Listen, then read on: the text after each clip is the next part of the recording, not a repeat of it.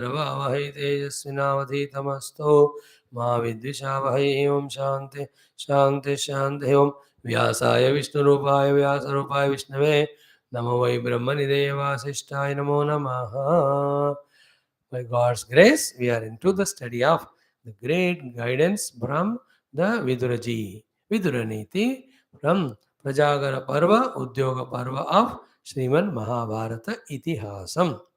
So here we saw yesterday the Ratha Rupa Kalpana, how it was told, just like Ratha or the car is also our life. Each of them have to be managed individually and mutual integration. Then only the journey will be smoother, reaching to the destination. Having said so, we have entered into the next topic. Anartham arthataha pasyan artham chaivapyanarthataha indriyairajitairbalah sudukham manyate sukham. These are the opening ups of our intellect for higher truths, higher knowledges, without which we will be only at the lower level and going through dukkha and kashta, never understanding what from or where from these kashta and sukha are coming and how to come out of it. First is anartham arthataha pashya. Artha is actually anartha, but thinking in the artha, there is artha. Artha is wealth, artha is meaningfulness, anartha means useless. The useless wealth is considered as the useful, artha purushartha. How much artha we need to fulfill the dharma to sustain the life? More than that, artha cause of anartha, which we studied so much in our Bhagavatam. So, anartham arthataha pashyan, then artham cha eva api anarthataha. The dharma and moksha are actually meaningfulness in life. But they are found to be anartha, that मैं नहीं pursue करूंगा उनको, ये difficult है मेरे लिए. That wrong vision is the one which has to be corrected by us. How do you correct, sir? The two techniques are: one, listen from the guru and their logic and example. Second, you experiment yourself and find. Till the finding is done, keep on experiment. And to experiment continuously, you have to get the guidance from the guru. Guru and Shastra will tell us moksha and dharma only are arthavan, artha and kama are not arthavan. After listening from them, why and how, when they say, keep on practicing till it becomes my own conviction that the artha kama are the anartha and dharma moksha only are arthavanta. I have to recognize in myself. That's called my maturity. Like I come to study Upanishad, that's my maturity. I enter into my seat of meditation, that's my maturity. I from the greed have become charitable person, that's my maturity. I from a selfish, angry person, a selfless, loving person I became, it's my maturity. In the same way, what is artha, what is anartha, we have mixed up today. We have to restate them. We have to rechange their positions.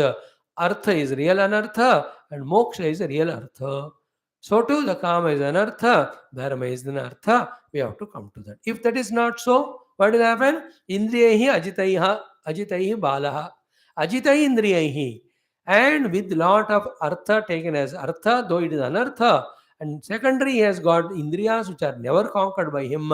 Such a balaha, such a childish person, sudukham, goes through all dukkha, but manyate sukham, he imagines that there is a sukha in that. No, at the very highest level of Atma Jnana or Moksha, every sukha of the pleasure of the worldliness is dukkha only. Why is it so? Because that is hiding the Atma Ananda, the Brahma Ananda, the Nitya Ananda. उसको ढकने वाला ये सुख, सुख कहाँ का है? ये तो दुख है. Is it not?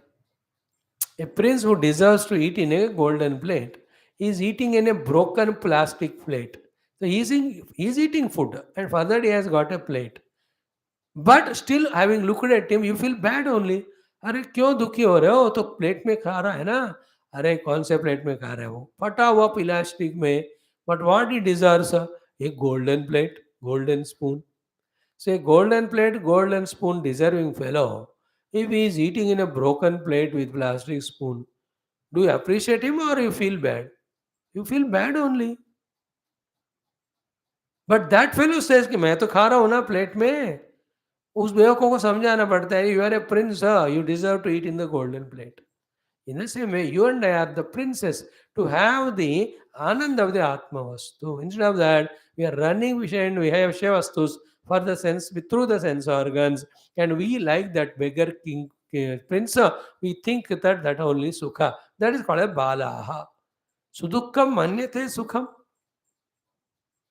दुख को हम सुख मानकर चल रहे हैं. That is childishness. सो दुख को सुख मानना, अनर्थ को अर्थ मानना, अर्थ को अनर्थ मानना, नियंत्रित करने वाले इंद्रियों का नियंत्रण नहीं करना, सयाना होने के बजाय बाल के तरह रहना, ये कहाँ शोभा देता है.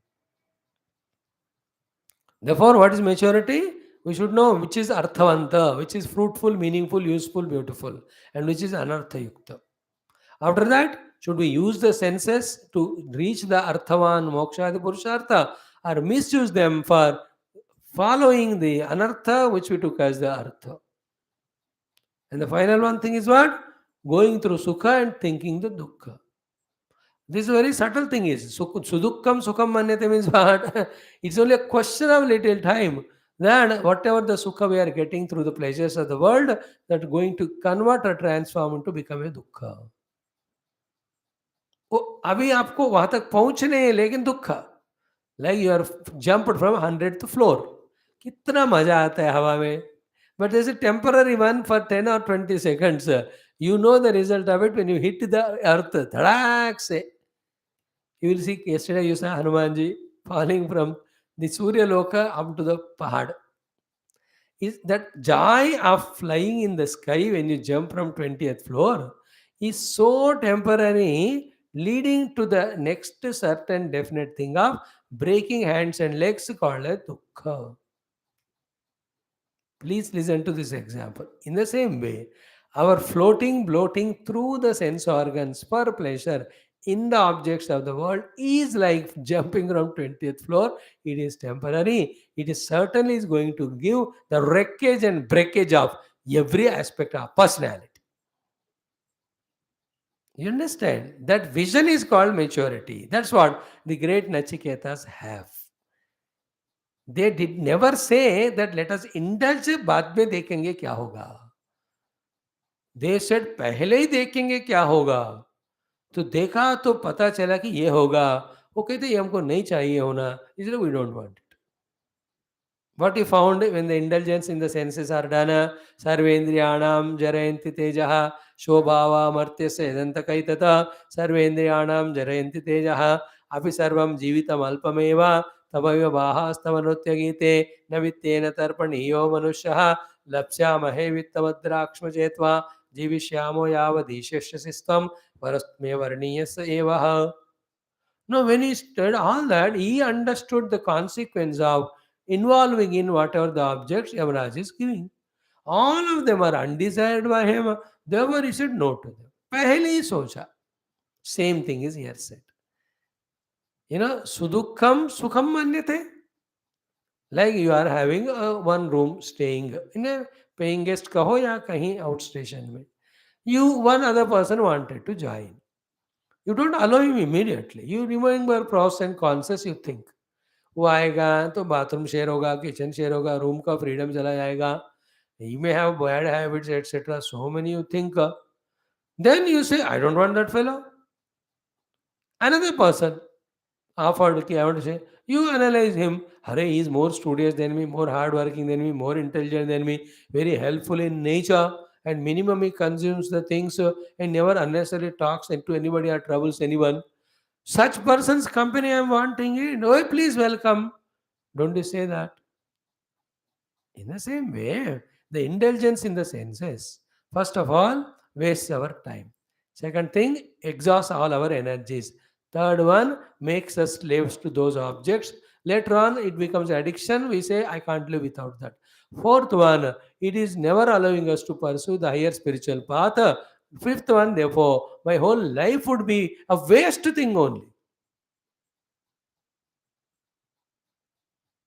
If you know this all, then you understand there is dukkha only in that sukha, not?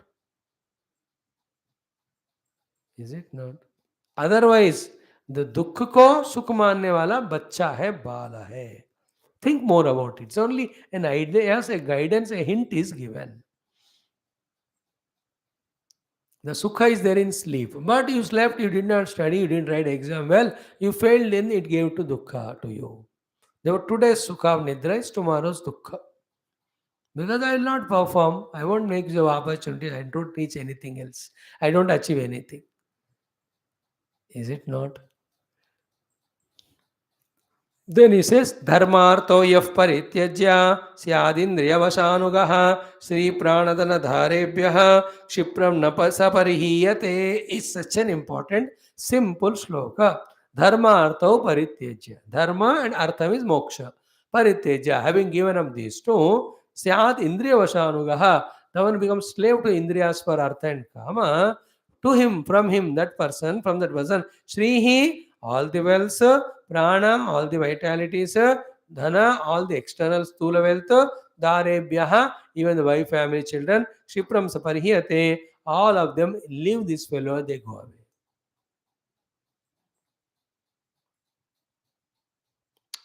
You know, खा रहा है, पी रहा है, काम नहीं कर रहा है, कोई पैसा नहीं कमा रहा है, कुछ, then the wife with children, she goes to Maika leaving this fellow. That is a small example. Here, higher example is what? A person who is not taking up dharma and moksha. For that person, the wealth goes away, wisdom goes away, his own wife and children leave him and go away. Then also, even prana, the energies also go away. Sri prana dhana darebhya saha parihiyate. He is dropped by, given up by all these people, mean they go away from him. Sri prana dhana dara. Shri is all fortunes. Prana is all vitalities, energies, talents. Dhana is wealth. Dara is people who are around us. All of them live and go away when we become slave to indriyas because of artha kama instead of pursuing the dharma and moksha. In this dharma, when you do, the wife, children, etc., they stay, they love you. Moksha purushartha, when you do, then the inner abilities, qualities called prana and the talents and knowledge called Sri, they become fruitful. If not, everything goes away. Again, I am telling the shloka. The one who is not valuing dharma and moksha purushartha, instead of that, is lavishly indulging in the senses because of the slavery to artha and kama. From him, Sri, Prana, Dhana, then wife and children, all of them, they leave him and go away. Think about it very coolly. Then, अर्थानाम ईश्वरो यः स्यात् इंद्रियाणाम अनीश्वरः इंद्रियाणाम अनैश्वर्यात् ऐश्वर्यात् भ्रष्यते सः. See, अर्थानाम ईश्वरः यः, he is a lord of all the wealths, but indriyanam anishwarah is not a lord swami of his own senses. Then indriyanam anashwaryat, because of his slavery to the indriyas, aishwaryat brashati saha, all his ishwaratva of the dhana also he loses. No, these are the shlokas. There are statements of facts. Like in Shankara Bhagavan's Bhashya, he will give the statement of fact. Then he will prove it through all logics and explanation. So too, these are the facts which have to be logically, explanationally, should be understood in an expansive manner through explanation or analysis in oneself. हम तो सिर्फ बता के जा रहे हैं. Now there are a lot of wealth, but no control in senses. This non-control of senses sees that all his wealth is gone, he become pauper. Therefore, more important than having or earning wealth is saving and growing the wealth. Both having and earning and saving and growing all happen when the senses, etc., are in the control. If not so, you can never earn it, and whatever is there, it is expended or wasted. So, arthanam ishwarah syat, but indriyanam anishwarah. Such a person, indriyanam anishwaryat, aishwaryat brashyate saha, he'll just fall from all the wealths. It's such a crucial point, देखो सबके लिए. Here artha is wealth in general meaning. For us the artha is moksha.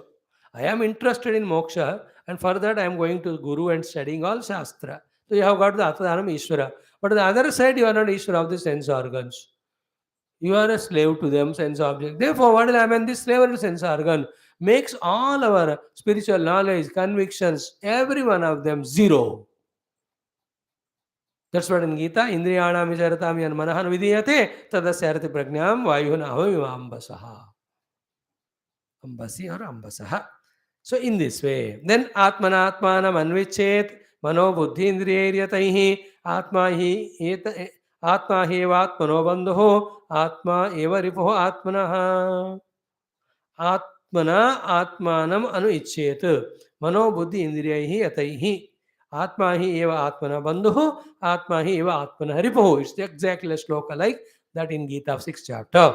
I think tomorrow, because a very exhaustive one, we'll touch upon it tomorrow. Today is wonderful, should be enough for us. So all these things आपको YouTube में है तो एक का दो बार सुन लो. See, when you listen 5-6 times any of the talks, they will have the impact in our mind. Because nowadays, the thing which is remembered more, whether good or bad, that only is remembered. The thing which is remembered less alone remains as reminded, repeated more times, alone remains in us good and bad. जो भी ज़्यादा याद करते हैं वही रहता good और bad. जो ज़्यादा नहीं याद करते नहीं रहता वेदर गुड और bad. Therefore, it is good to remember good things many times so that the memory remains with us. That is why all the japas, shlokas, we tell you to सात बार पढ़ो, 10 बार पढ़ो, 11 times पढ़ो. Why is it said? So that it should register in us. So listen these once or twice, then it will help us. Okay. Continue in the 11 o'clock class. Thank you.